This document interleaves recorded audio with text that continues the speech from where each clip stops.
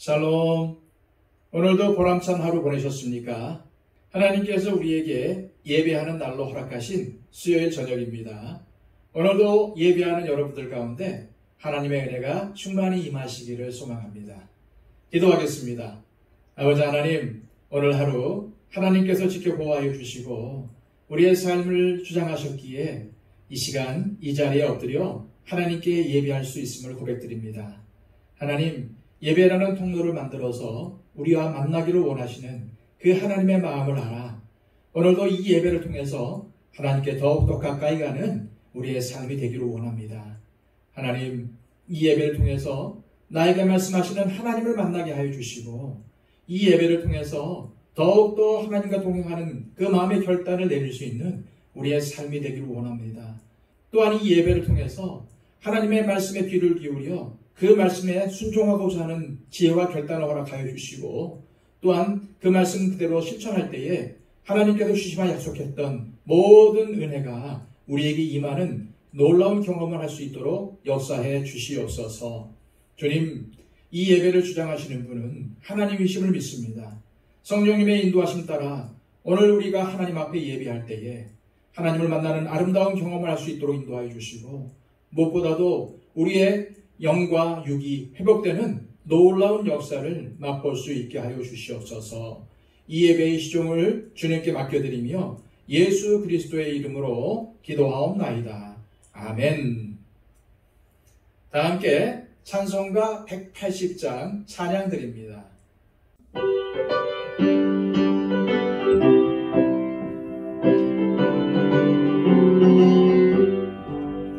하나님의 나팔 소리 천지진동할 때에 예수 영광 중에 구름 타시고 천사들을 세계 만국 모든 곳에 보내어 구원받은 성도들을 모으리. 나팔 불 때 나의 이름, 나팔 불 때 나의 이름, 나팔 불 때 나의 이름, 부를 때에 잔치 참여하겠네. 어둠 속에 잠자는 자 그때 다시 일어나 영화로운 부활 승리 얻으리. 주가 택한 모든 성부 구름 타고 올라가 공중에서 주의 얼굴 배우리.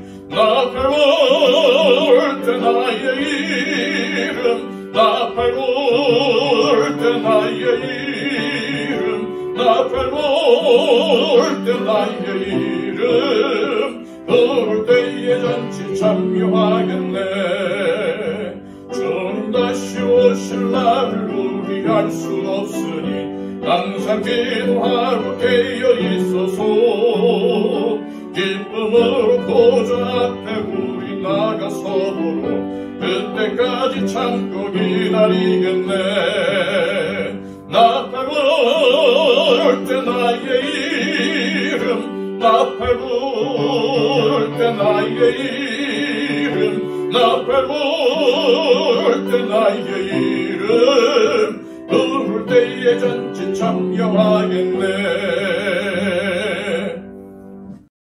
우리 찬송 하나 더 부르겠습니다. 함께 부를 찬송가는 484장입니다.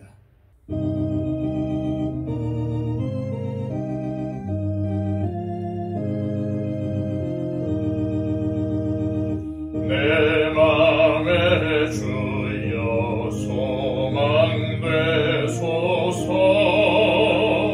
주 없이 모든 일 헛되어라.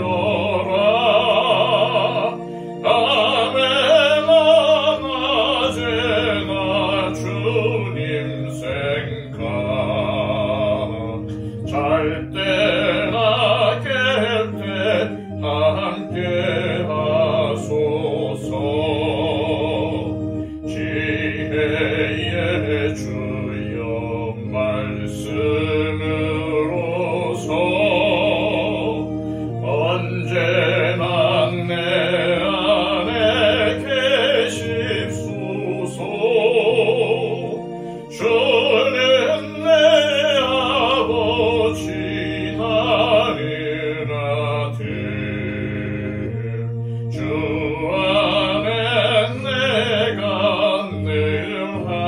예배하네. 세상의 영광만 보여도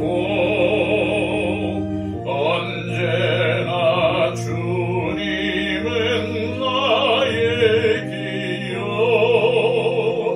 주님만 내 맘에 계시오니 영원한 주님 참 귀하셔라. 영원한 주님 내 승리의 주. 하늘의 기쁨을 주옵소서. 어떠한 고난이 닥쳐와도 만유의 주여 소망되소서.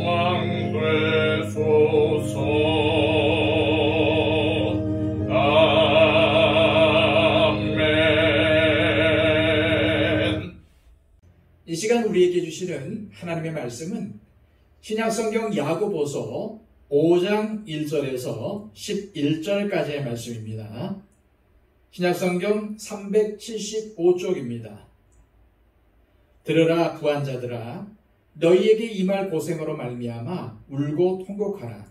너희 재물은 썩었고 너희 옷은 좀 먹었으며 너희 금과 은은 녹슬었으니 이 녹이 너희에게 증거가 되며 불같이 너희 살을 먹으리라. 너희가 말세에 재물을 쌓아도다.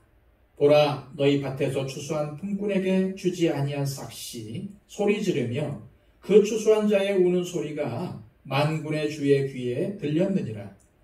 너희가 땅에서 사치하고 방종하여 살육의 날에 너희 마음을 살찌게 하였도다. 너희는 의인을 정죄하고 죽였으나 그는 너희에게 대항하지 아니하였느니라. 그러므로 형제들아, 주께서 강림하시기까지 길이 참으라. 보라, 농부가 땅에서 나는 귀한 열매를 바라고 길이 참아 이른 비와 늦은 비를 기다리나니 너희도 길이 참고 마음을 굳건하게 하라. 주의 강림이 가까우니라. 형제들아, 서로 원망하지 말라. 그리하여야 심판을 면하리라. 보라, 심판주가 문 밖에 서 계시니라. 형제들아, 주의 이름으로 말한 선지자들을 고난과 오래 참음의 본으로 삼으라. 보라, 인내하는 자를 우리가 복되다 하나니 너희가 욥의 인내를 들었고 주께서 주신 결말을 보았거니와 주는 가장 자비하시고 긍휼히 여기시는 이시니라. 아멘.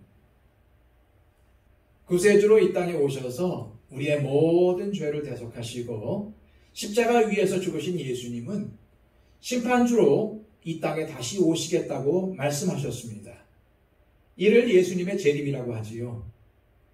이 재림에 대해서 두 가지 반응이 있습니다. 예수님의 재림을 아주 환영하고 기뻐하는 사람들이 있습니다.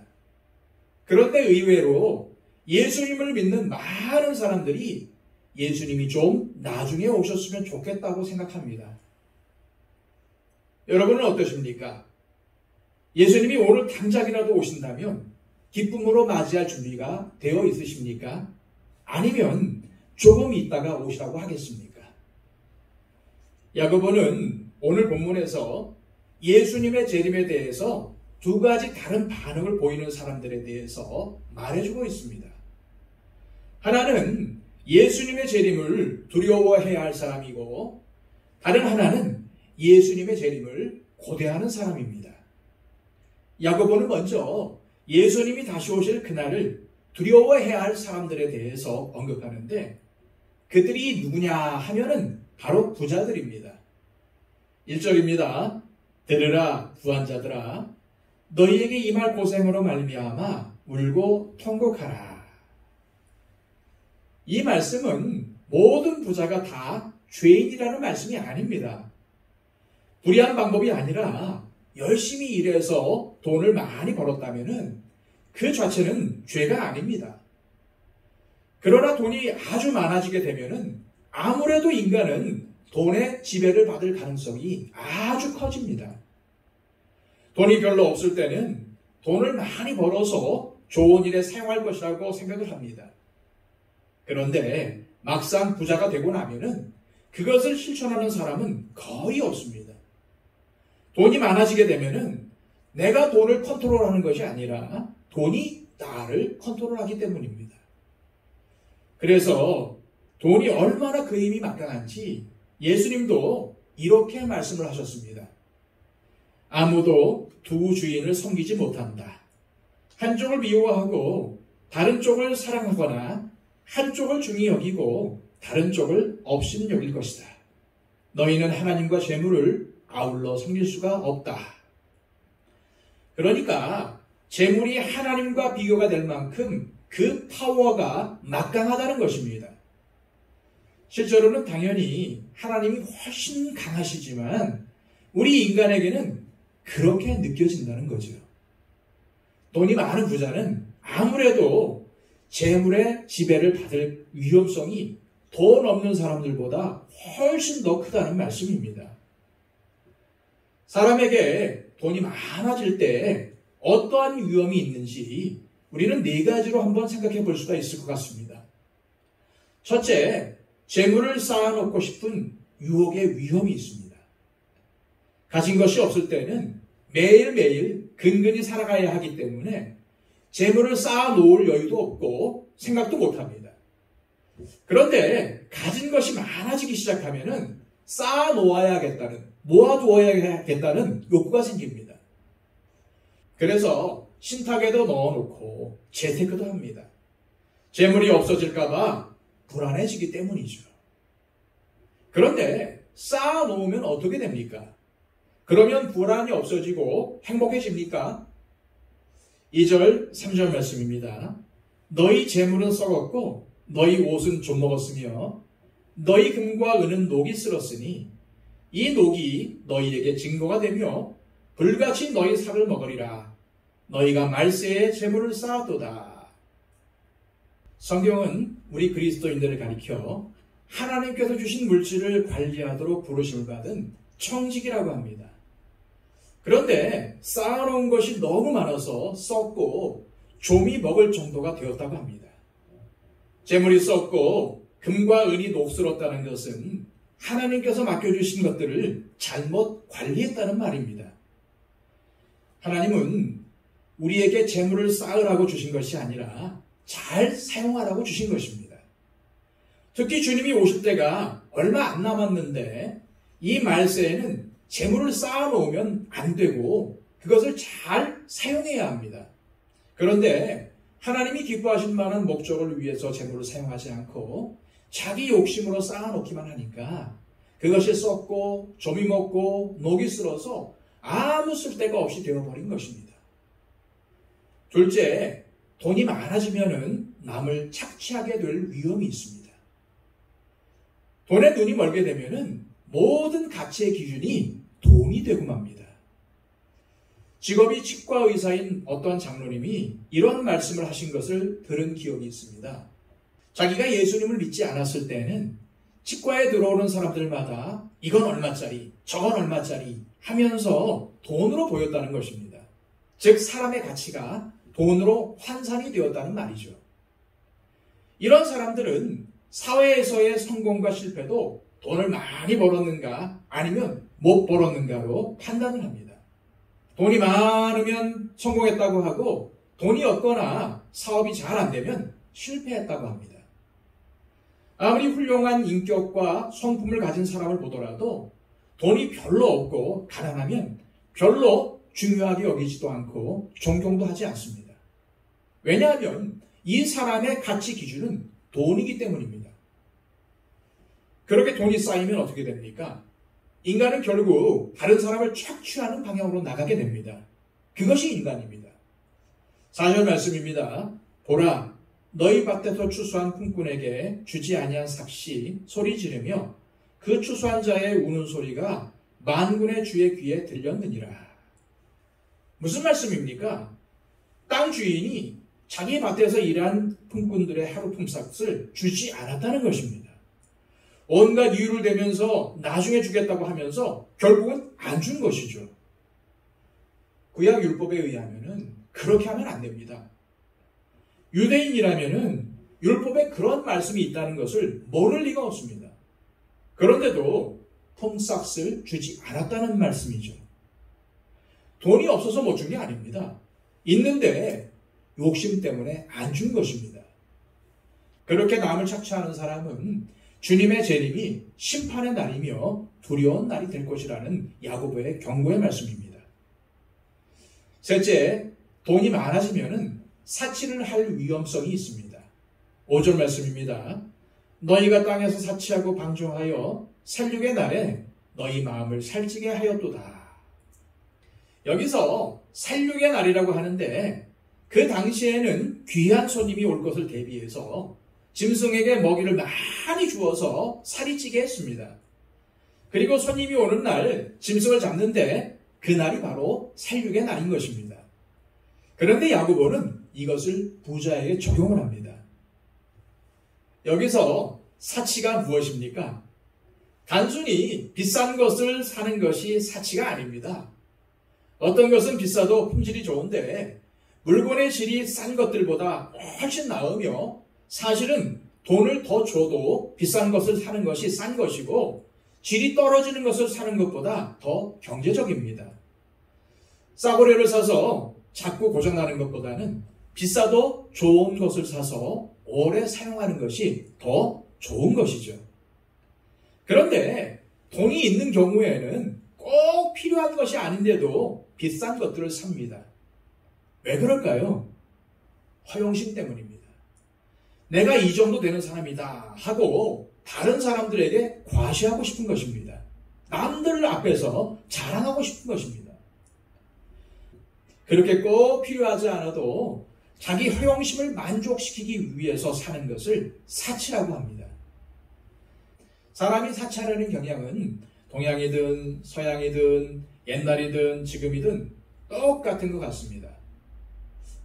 옛날 영국 국민들이 사치와 허례의식에 빠져서 각종 호화 장신구들을 착용하고 다니자 당시 왕이었던 헨리 4세는 금은 보석 등 호화 장신구로 몸을 장식하는 것을 금지한다는 법령을 발표했지만은 효과가 전혀 없었습니다.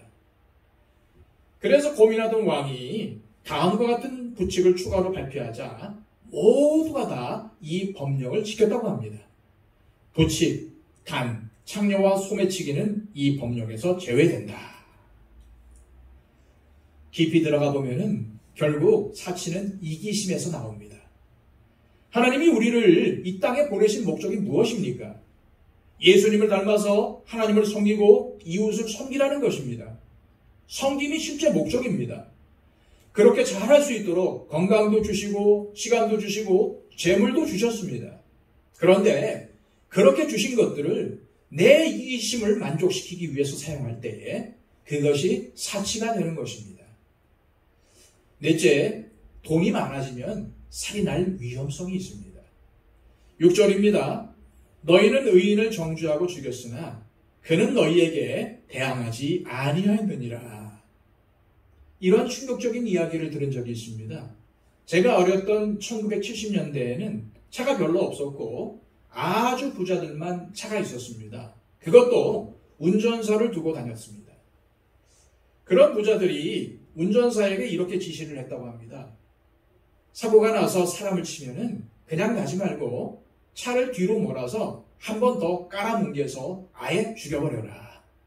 죽어서 보상을 해주는 것이 다친 사람 치료해주는 것보다 싸다. 정말 그렇게 말했다는 겁니다. 지금도 살인이 돈 때문에 일어나는 경우가 대부분입니다. 돈의 노예이기 때문에 돈이 요구하는 대로 따라야 하기 때문입니다. 혹시 나는 부자가 아니니까 괜찮겠지 라고 생각하는 분들이 계실지 모르겠습니다. 그런데 하루에 3끼를 다 먹는 사람들이 세계에는 그렇게 많지가 않습니다. 그런데 우리는 3끼만이 아니라 간식도 먹지 않습니까? 그렇게 보면 우리는 엄청난 부자입니다. 그러므로 오늘 부자들에게 주시는 말씀은 바로 저와 여러분들에게 주시는 말씀입니다. 돈이 적을 때는 우리가 돈을 컨트롤할 수 있지만 돈이 많아지면은 돈이 우리를 컨트롤하는 위험이 있다는 것을 항상 기억해야만 합니다. 그러면 어떻게 해야 우리는 재물의 노예가 되지 않을 수 있을까요? 첫째, 나눌 줄 알아야 합니다. 나누는 방법이 여러 가지가 있겠지만은 특히 다른 헌금 생활이 그 방법입니다. 한국교회는 헌금에 대해서 설교하거나 말하는 것을 금기시합니다. 저 역시도 헌금에 대해서 말하거나 설교한 적은 거의 없다고 생각이 됩니다. 그런데 우리는 헌금을 왜 해야 할까요? 하나님이 돈이 필요하셔서 그런 겁니까? 아닙니다. 사실 11조는 구약의 율법 조항으로 나와 있습니다. 레위인들은 다른 이스라엘 지파처럼 땅을 기업으로 받지 않아서 농사를 짓거나 일해서 돈을 못 버니까 레위인들을 위해서 11조를 하라고 하신 것입니다. 그런데 지금은 구약이 끝나고 신약 시대이니까 그것이 끝났다고 보는 사람들도 있습니다. 물론 11조는 억지로 해야 하는 의무사항은 아닙니다.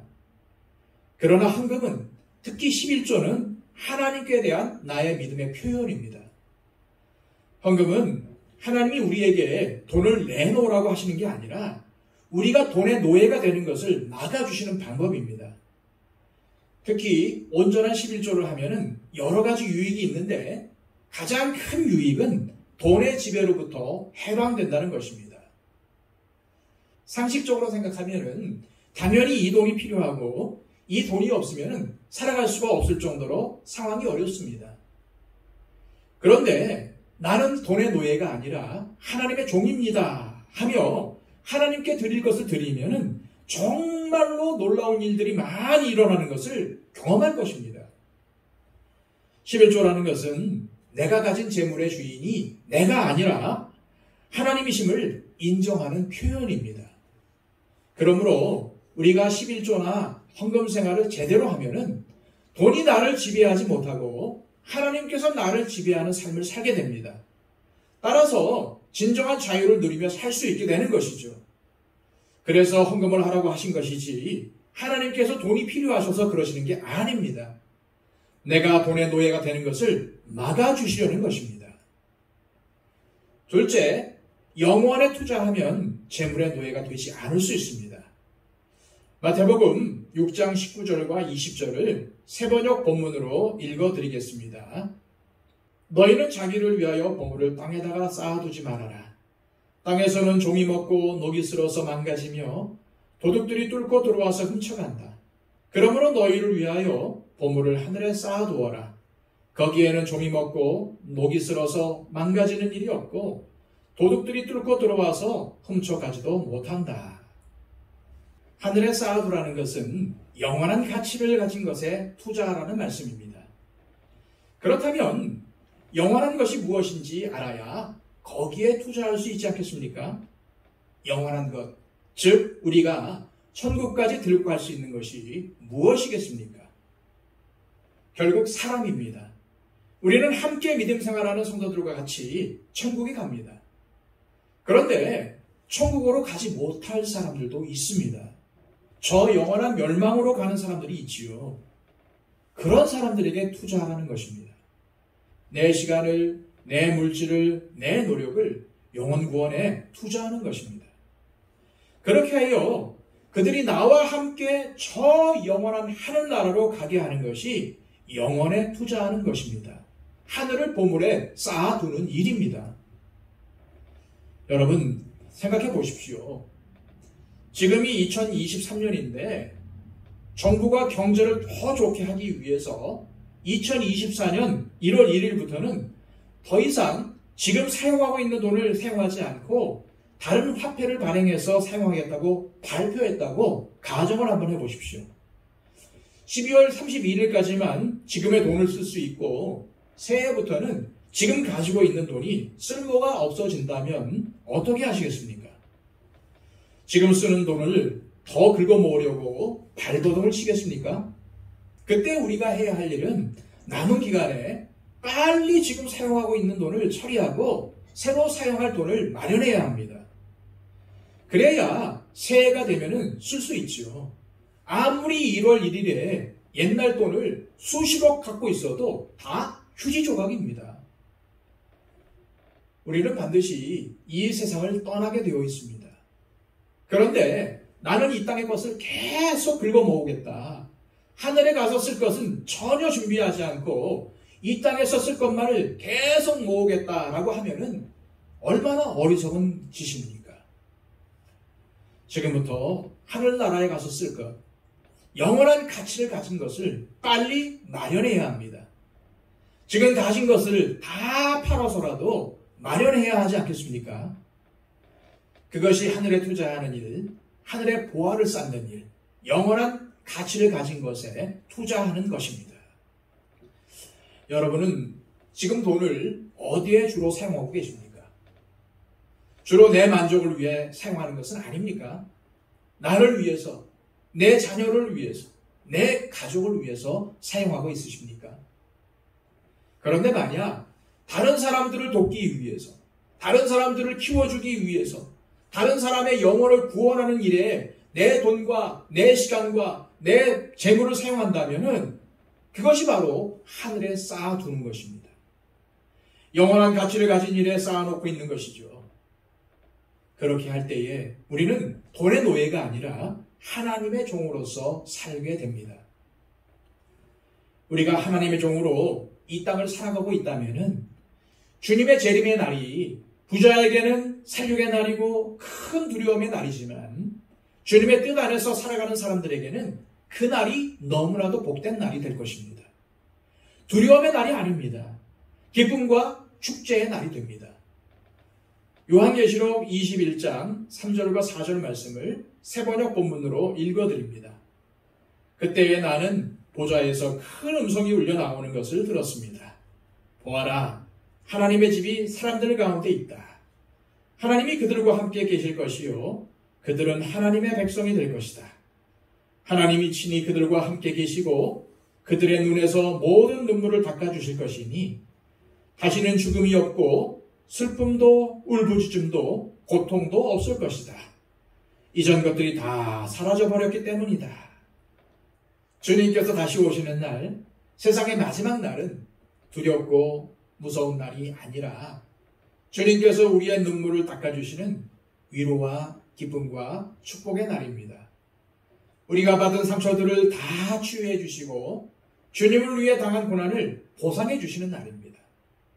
예수님이 다시 오시는 날은 우리에게 새로운 세계가 시작되는 날입니다.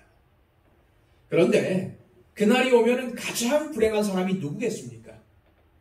주님이 오셔서 눈물을 닦아주려고 하시는데 눈물이 없는 사람입니다. 왜 눈물이 없을까요? 남을 섬겨본 일이 없기 때문입니다. 이 눈물은 그냥 슬픔의 눈물이 아닙니다. 조금 고생해서 눈물을 흘리면 닦아주시겠다는 것이 아닙니다. 그 당시 모진 박해 속에서도 믿음을 지킨 성도들, 다른 사람들을 그토록 섬기는 그 섬긴 가운데서 나오는 고난의 눈물을 흘리는 사람들에게 눈물을 닦아주시겠다고 하신 것입니다. 그런데 남을 섬겨본 일이 없으니까 눈물을 흘릴 일도 없습니다. 그 눈물이 없다면 얼마나 불행한 일이겠습니까? 우리가 이 땅에서 죽기 전까지 예수님께서 다시 오시지 않으신다면 우리가 죽는 날이 그 마지막 날이 될 것입니다. 그래서 우리는 살아서 주님을 맞이하든 아니면 죽어서 천국에 가든 매일매일 천국의 소망을 두고 살아가야 합니다. 이것은 결코 현실 도피가 아닙니다.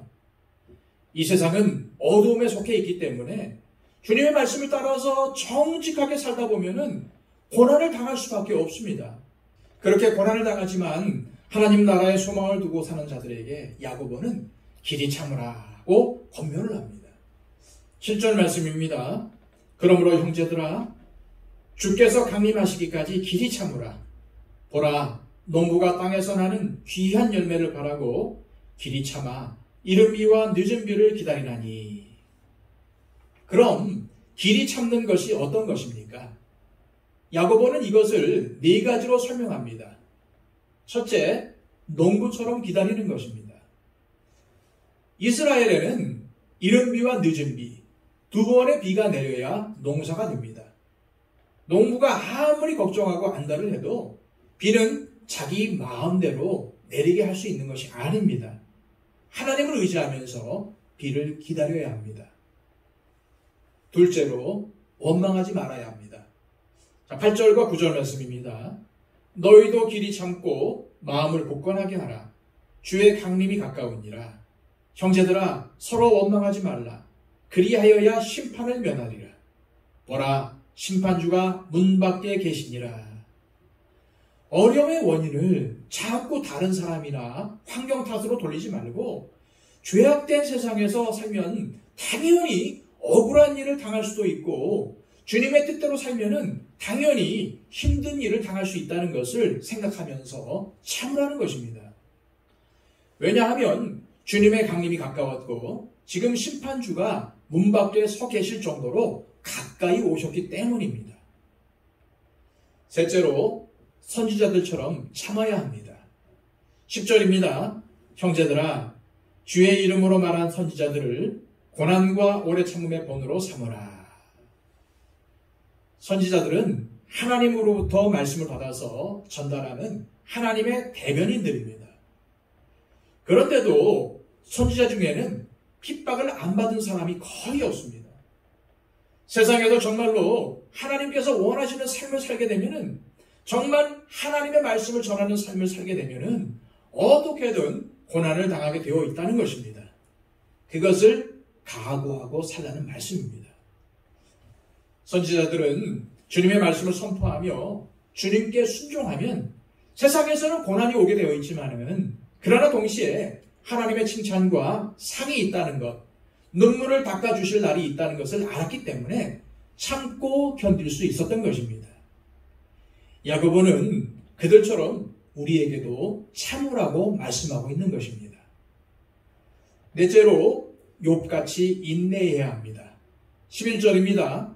보라 인내하는 자를 우리가 복되다 하나니 너희가 욥의 인내를 들었고 주께서 주신 결말을 보았거니와 주는 가장 자비하시고 긍휼히 여기시는 이신이라. 구약의 욥기를 보면은 욥은 아주 부자였고 엄청난 축복을 누리던 사람이었습니다. 그런데 하루아침에 자기가 가진 모든 것을 다 잃고 자녀들도 다 죽고 전부 다 한꺼번에 잃어버렸습니다.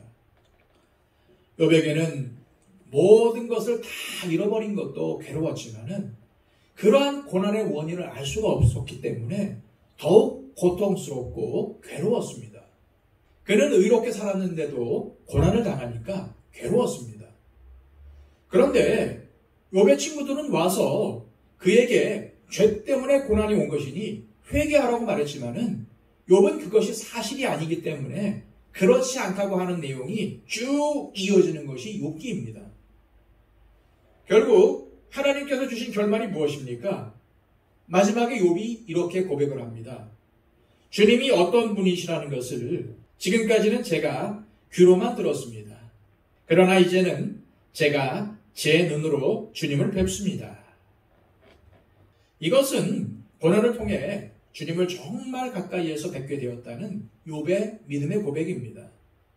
이전에는 듣기만 하는 정도였는데 이제는 생생하게 주님을 뵙는 정도가 되었다는 것입니다. 우리도 똑같습니다. 우리도 오히려 고난 가운데서 주님을 만납니다.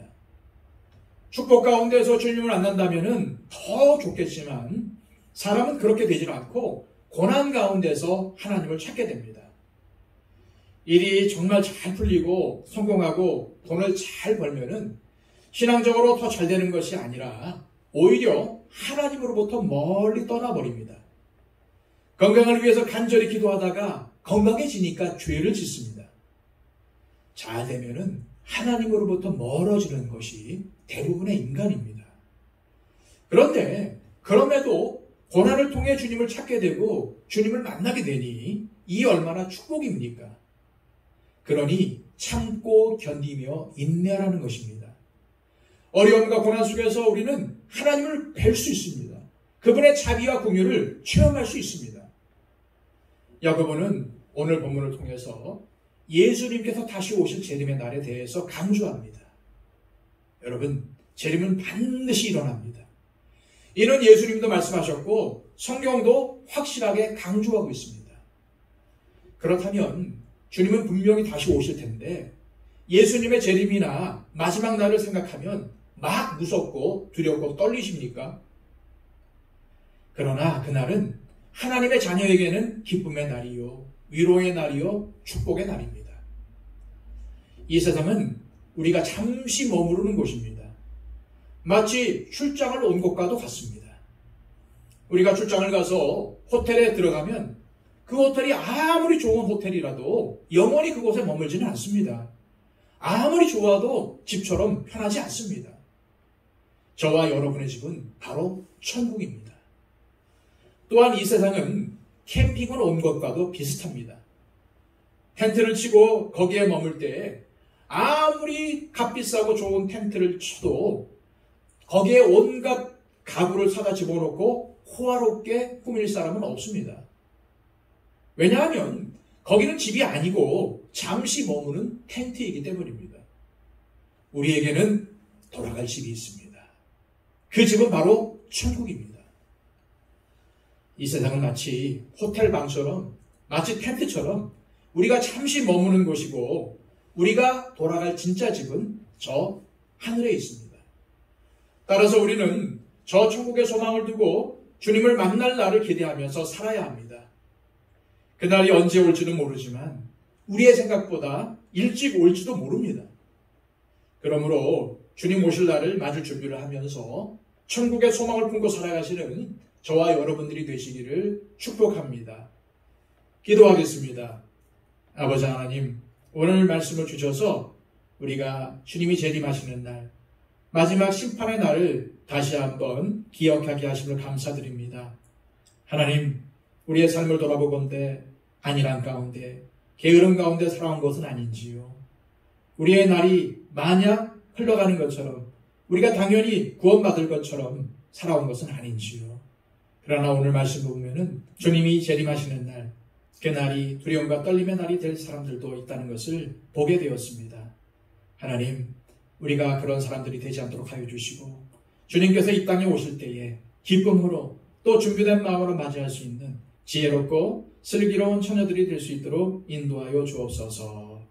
예수 그리스도의 이름으로 기도하옵나이다. 아멘.